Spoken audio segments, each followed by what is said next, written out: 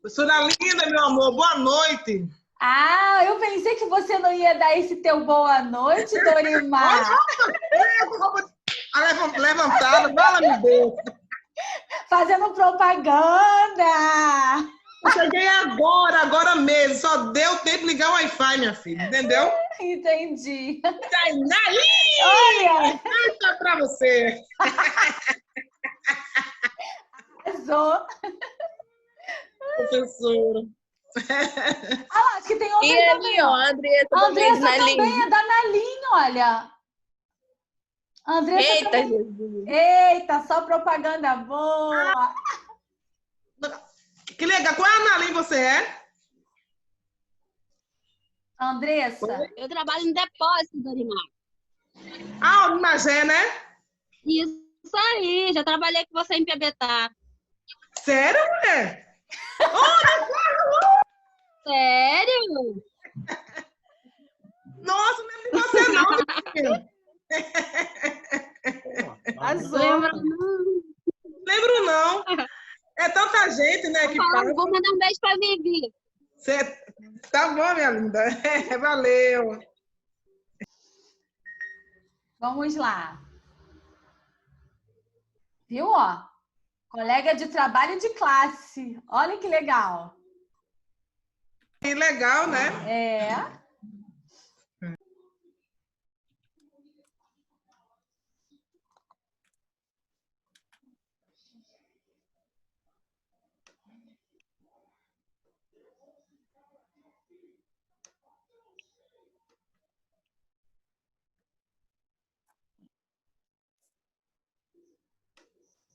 Professora, boa noite. Boa Visão, noite. que hora que vai ser a prova? Então, acredito mais 8h30. Ah, tá. Já é. Valeu, obrigado. Já é.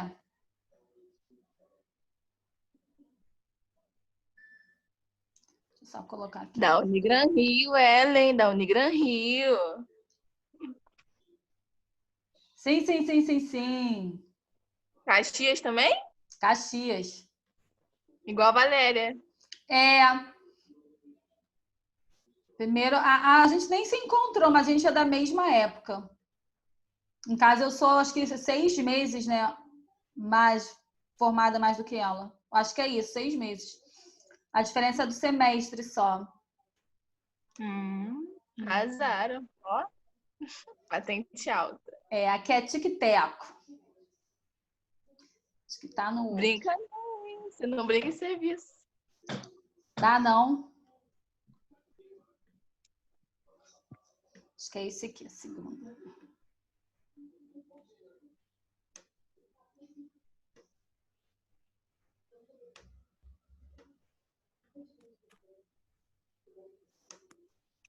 Sistema respiratório, não é isso?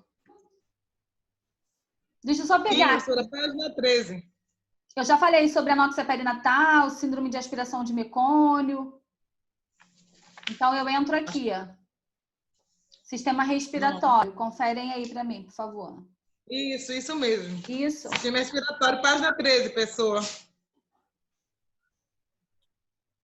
Então, vou dizer para vocês aqui o que é importante. Deixa eu só encostar a porta aqui, ó.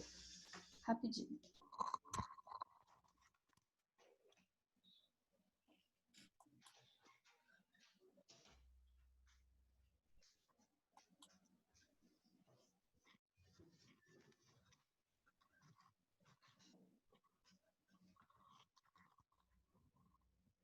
Então, ó, todos os sistemas respiratórios, todos os sistemas vocês já passaram, né, sobre eles. Então, o que acontece? Eu só vou dizer para vocês o que é importante, tá? Aqui para mim. Então, lembrando que o sistema respiratório, a gente começamos a falar desde lá do início, né, que vocês pegaram como anatomia e anatomia, tá? A gente vem dando uma pincelada em fundamentos. Né, alguns já tiveram clínica cirúrgica, então em clínica cirúrgica eu também dou mais uma pincelada em todos os sistemas. E aqui o que é importante para mim, o sistema respiratório, como que ele é composto, tá? Então no caso, nariz, né, cavidade nasal, faringe, laringe, traqueias e brônquios e alvéolos pulmonares. Só para sinalizar, né, a cavidade nasal, faringe, laringe, né, Quem já pegou adulto idoso sabe que isso pertence à condução respiratória das vias aéreas superiores. Toda vez numa questão, né, que vocês podem levar para a vida como concurso, quando se tem a traqueia e os broncos, é através da condução do sistema respiratório da parte que? Inferior. Então, nós temos duas condições respiratórias, a parte superior e a parte inferior. Lembrando, Luiz, o seu áudio está bem ativado. Lembrando que a traqueia e os broncos... Luiz... Professora, com licença. A Damiana pediu para avisar a senhora que ela não está conseguindo entrar na aula. Tá dando senha errada. Tá, pede para ela entrar e sair de novo para ver se ela consegue, tá? Então, ó, o que é importante a gente, né, pelo menos vocês similarem, né, quem faz parte do sistema respiratório, porque daqui a gente vai começar a falar de algumas doenças associadas na infância, até mesmo na adolescência, algumas doenças que são, né, diagnosticadas muitas das vezes precocemente, tá? Nariz, faringe, laringe, traqueia e bronquite. Professora, tá picotando muito o seu áudio. Tá para todo mundo? Tá picotando para mim. Não tô entendendo nada. Tá picotando aqui. Tá, deixa eu só esperar um pouquinho, ver se melhorou o som. Para mim melhorou. Melhorou? Tá tranquilo? Sim, não? Sim, aham. Tá. Para mim tá agora. Tá, ok. Então, o sistema respiratório, né, é um dos sistemas mais importantes do corpo humano que tem a função de realizar, né, que é a troca gasosa, né? É quando a criança, quando ela nasce, o seu cordão ele é cortado, depois ele é clampeado, ele precisa converter a sua circulação fetal para a sua circulação neonatal, é onde ele faz a sua primeira respiração, a sua primeira hematose, né, que ocorre lá nos alvéolos pulmonares. Então, quais são esses órgãos que compõem, né, o sistema respiratório? Nós temos a cavidade nasal, né, relacionada ao nariz, faringe, laringe, traqueias, brônquios, né, e os alvéolos pulmonares, que é onde ele tem aquela função de realizar a troca gasosa, né, que vai deixar de ser dióxido de carbono e passa a ser oxigênio, né, onde é enviado o sangue oxigenado para todo o corpo, tá?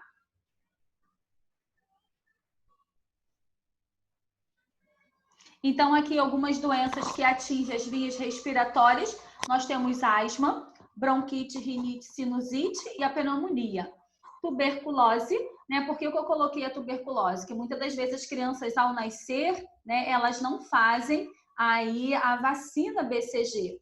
Lembrando que a vacina BCG, ela também está relacionada, né, à meningite e tuberculose, tá? Que são as duas doenças, né, que a vacina BCG, ela pode estar aí se realizando por conta disso. A enfisema pulmonar, né, eu coloquei como DPOC, por quê? Muitas das vezes as pessoas, né, a gente sabe que existem crianças, né, que trabalham aí erradamente, né, que acabam sendo obrigadas a trabalhar. Então, muitas das vezes ela trabalha até mesmo no lixão, né, que é aquele chorume, aquele odor, né, tóxico, em carvão, né, que a gente sabe que tem crianças que são colocadas para poder trabalhar. Então, a DPOC, né, que é uma doença pulmonar obstrutiva crônica, ela vem através de fatores para poder te levar a uma determinada doença. Então, doença pulmonar obstrutiva crônica é aquilo que te levou a ter essa obstrução. Eu tenho a DPOC. Quais são as doenças que ela vai desenvolver? Por exemplo, enfisema pulmonar, bronquiectasia, tá? Edema agudo de pulmão. Então, isso são doenças que estão levando, né? Após ela ter tido uma doença pulmonar obstrutiva crônica, são fatores que levaram a ter aquilo ali, tá? Então, acaba entrando como isso também. Professora, Oi? eu tô com uma amiga que a filha dela tá com efizema pulmonar, tá com água na preula. Aí a gente vai classificar como... Ela tá no CTI. Isso, a gente classifica como derrame pleural. Água na pleura, né, é o que os antigos falavam, tá? Então, a gente acaba utilizando como uma terminologia nova, né? A gente utiliza como derrame pleural, tá? É acúmulo de líquido, né, nos alvéolos pulmonares, tá bom? Eu tive isso daí, professor. É derrame pleural? Tive com Chegou a colocar 6 dreno? anos. Chegou a colocar dreno, Botei, Robson? Colocou? botei tipo um tubo, né? Que tu bota assim, tô Isso. pendurado. Isso. Quando vocês chegarem um pouquinho mais à frente, vocês vão ver lá em assistência a paciente grave, né? A professora Valéria vai falar para vocês sobre dreno de tórax. É aquilo ali que é colocado no intertício, né? Entre uma costela e outra, que a gente dá como intertício, e ali coloca aquele dreno para poder sair aquele líquido que está nos alvéolos pulmonares. E isso é classificado de acordo com o que tem de acúmulo ali. Então, a gente temos a pneumotórax, nós temos hidrotórax, nós temos empiema e nós temos hemotórax, tá? Hidrotórax é o acúmulo de líquido, tá? Nos alvéolos pulmonares. Pneumotórax. Oi? Minha avó, quando ela teve isso, eles só passaram antibiótico. Então, isso vai depender da gravidade, Isa. Tem algumas medicações que ela consegue potencializar, ela consegue neutralizar, tá? Um derrame pleural, mas o líquido, né, que tá ali, ou as secreções, elas são o quê? Elas são pouca.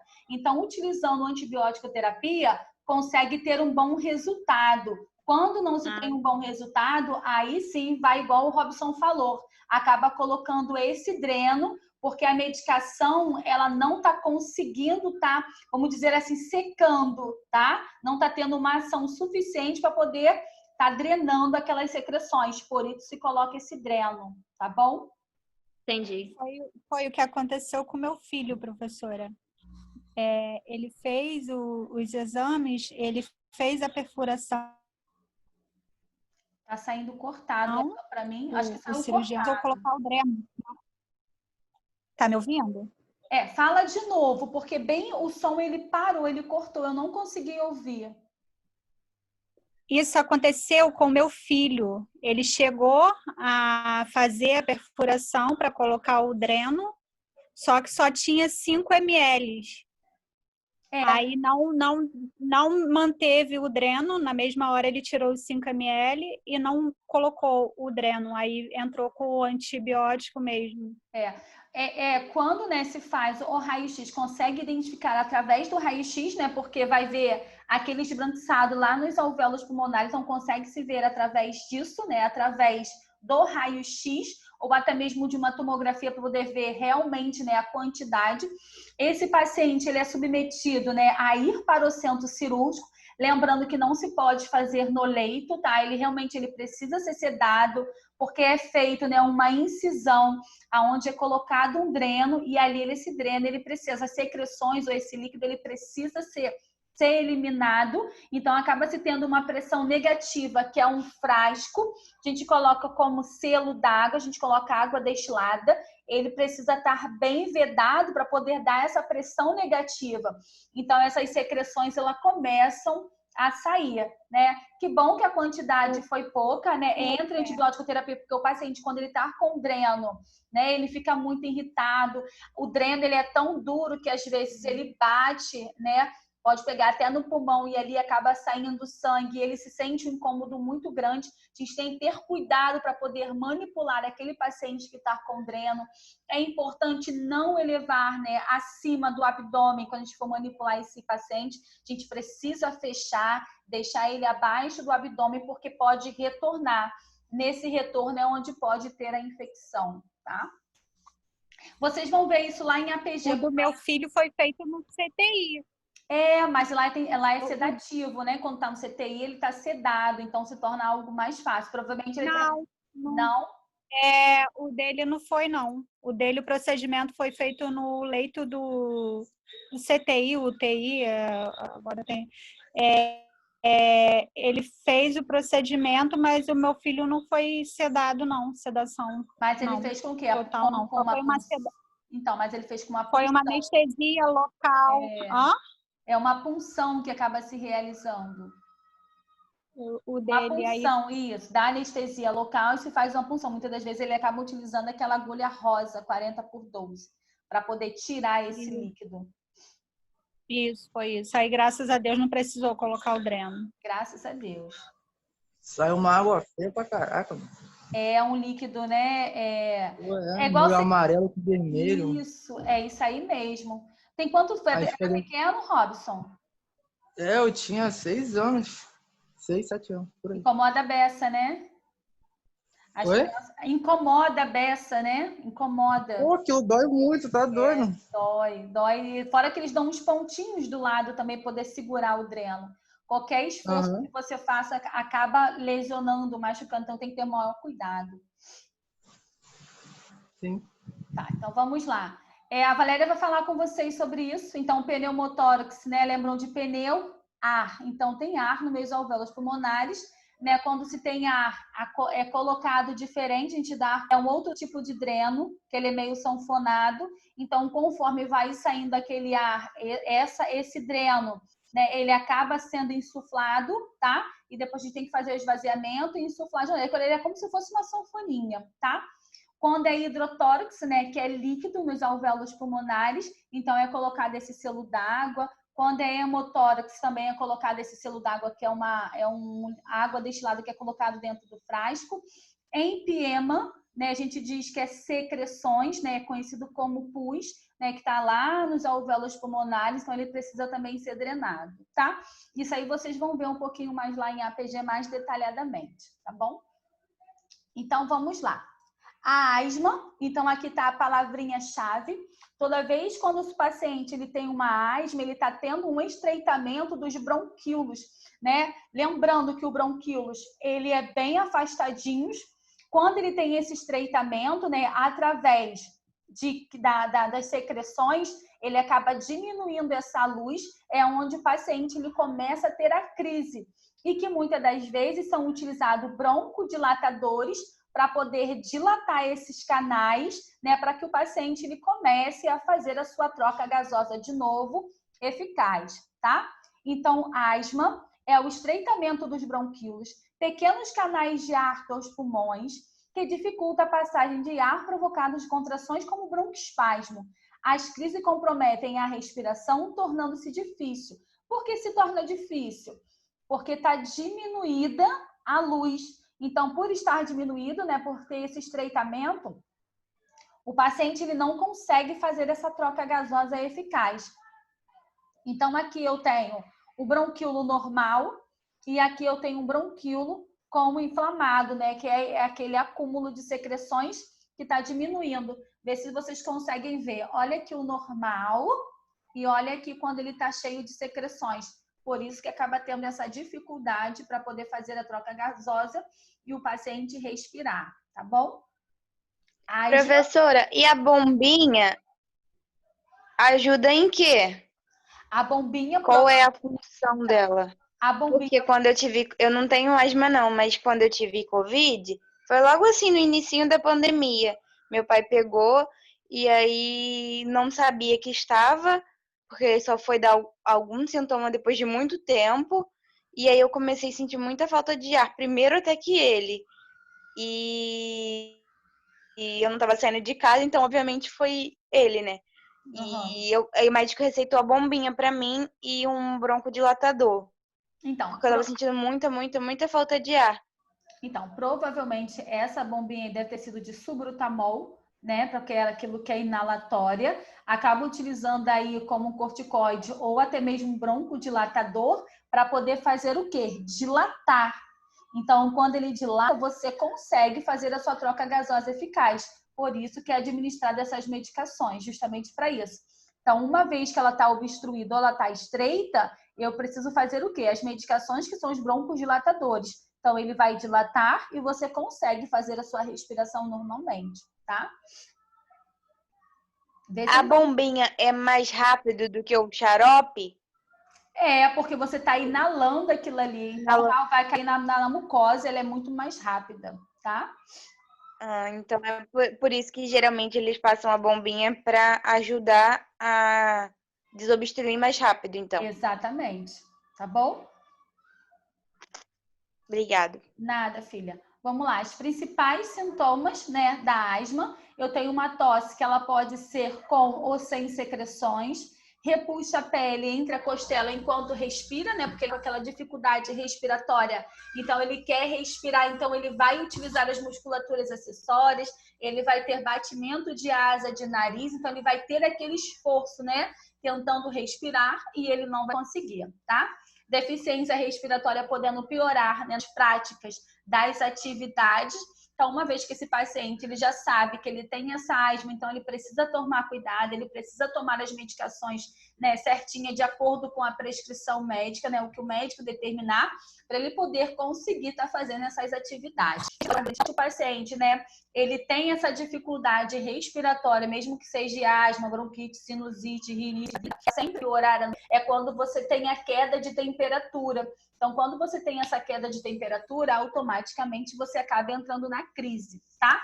Nível de agilidade diminuído, seguido de sonolência ou confusão, né? Que são aquelas medicações que vai te dar uma né? Ele vai reagir de uma forma. Se dar por conta respiratória, então, quando ele vai e ele consegue respirar, então, automaticamente vai vir aquela ansiedade.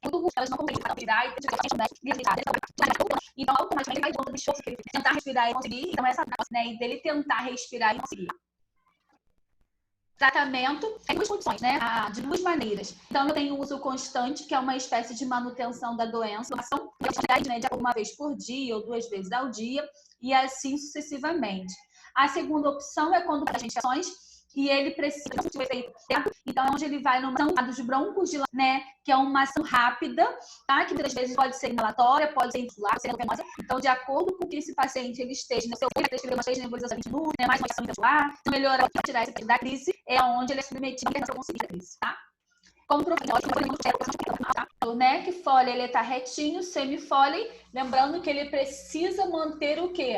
As vias aéreas pérvia, a traqueia pérvia, tá? Ele não pode ficar assim.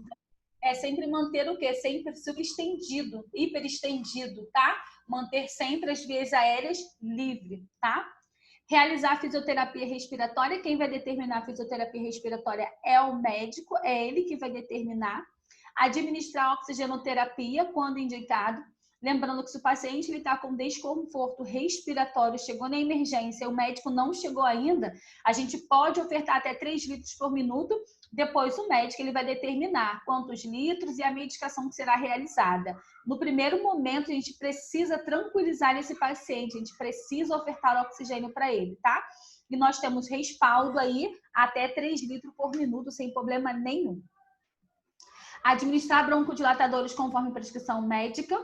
Administrar, promover uma reposição hídrica e eletrolítico. Quem vai estar determinando, né, essa reposição hídrica aí é o médico, é ele que vai escrever a etapa de manutenção, uma etapa rápida, tá? É ele que vai determinar. Administrar antitérmico para controlar a febre, lembrando que isso é uma inflamação, se é uma inflamação, então o seu corpo ele acaba tendo essa resposta, então automaticamente, né, vai vir aí uma hipertermia, tá? E administrar de acordo com a prescrição médica, incentivar uma maior ingestão hídrica, né, de líquido, com a importância de estar sempre ingerindo líquido, né, para poder fluidificar, né, essas secreções que elas precisam ser eliminadas. Quando o paciente ele consegue, né, puxar lá e jogar fora, beleza. Quando a criança ela não consegue, por isso que ela precisa tomar bastante líquido, é poder fluidificar, né? E muitas das vezes acaba tomando medicação que muitas das vezes vai sair nas fezes, tá? Mas quem prescreve é o médico. Bronquite. Alguma dúvida sobre asma? Sim, não, talvez. Tranquilo. Bom, bronquite é uma... Tranquilo, prof. Aí, Tainá, cadê minha chuchuzinha? Manda um beijinho pra ela. Tava aqui até agora, minha mãe foi levar por ela não me atrapalhar. Tá vendo? Bronquite é uma inflamação das principais passagens de ar, então vamos lá. Se eu colocar na prova para vocês o que é uma bronquite, vocês disserem para mim que é apenas uma inflamação na passagem de ar e não escrever pulmão, eu vou dizer para vocês que minha resposta, meio ponto. Resposta completa, 1 ponto, tá? Então, bronquite nada mais é que é uma inflamação da passagem de ar para os pulmões, porque é lá que são realizados, né, a troca gasosa, tá? Então, a resposta correta, né, certíssima, é a passagem de ar, né? Uma inflamação das principais passagens de ar para os pulmões, tá? Então, vamos lá. Toda vez que eu falo de bronquite, ela sempre será um acúmulo de líquidos, né? Ou de secreções nos meus alvéolos pulmonares. Então, muitas das vezes eu acabo tendo uma bronquite asmática, crônica e alérgica. Então, isso é como elas podem ser classificadas. A asmática, né, é uma inflamação dos brônquios com um acúmulo de secreções causada por uma alergia respiratória. Ela nem sempre tem cura, mas pode ser controlada com o uso de remédios receitados pelo médico, né, remédios caseiros, e também podem ser úteis. A asmática, muitas das vezes, é acometida através de quê? De alergia através de pelo, né, de pelo de gato, de cachorro, né? Às vezes são aquelas bactérias e fungos que ficam no tapete. Então, isso acaba se tendo, né, uma bronquite asmática justamente por conta disso, né? Causado por alguma alergia respiratória. Já a bronquite crônica, que também ela é uma inflamação, tem um acúmulo de líquido, tá? Ou de secreções, só que a gente classifica como crônica sempre aquela que vai ultrapassar os 3 meses. É assim, ó, junho, julho, agosto. Eu estou tendo crise, né, de bronquite. Ela está perdurando quanto tempo? 3 meses, tá? Já é diferente. Já a bronquite, né, alérgica é aquela que é relacionada ao quê? Ela não é contagiosa, mas muitas das vezes pode ser relacionada à mudança de tempo muito o quê? Muito rápido, fez muito sol e daqui a pouco chove. Então, você acaba tendo essa mudança justamente por conta disso. Mas lembrando que todas elas são sempre o quê? Com um acúmulo de secreções nos meus alvéolos pulmonares. Então, o que vai determinar se ela é asmática, ou se ela é alérgica, ou se ela é crônica, vai depender da situação que está ocorrendo. A única diferença é a crônica, que ela vai estar ali 3 meses, né, certinho. Tudo que é crônico é aquilo que ultrapassa sempre o quê? 3 meses. Conseguiram entender? Sim, não, talvez? Sim. Sim, tudo certo. Então, vamos lá. Sim. Eu tenho sinais e sintomas. Lembrando que esses sinais e sintomas, ele pode ser através, né, da tosse. Essa tosse, ela vai secreções. Espera aí, estava escrito ali coisa erradíssima. Opa, Lelê.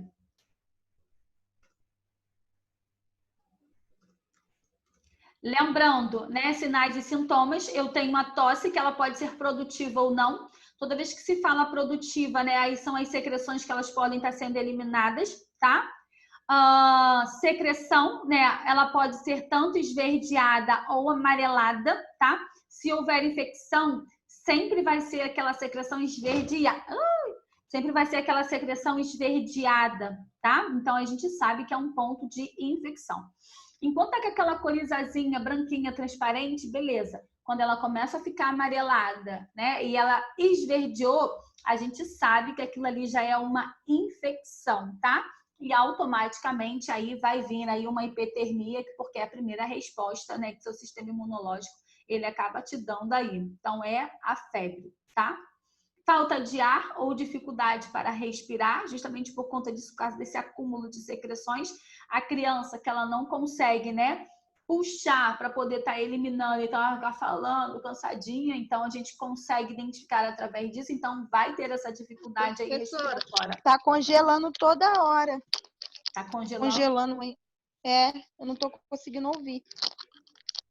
Vê se melhorou. Melhorou? Melhorou. Tô te vendo. Tá me vendo? Sim. Então, vamos lá. Falta de ar, né, com dificuldade para respirar justamente por conta dessas secreções. Os lábios e pontas dos dedos acabam ficando cianótico, né? Aí tá escrito arroxeado. A gente pode dizer que é cianótico, cianóticos, tá?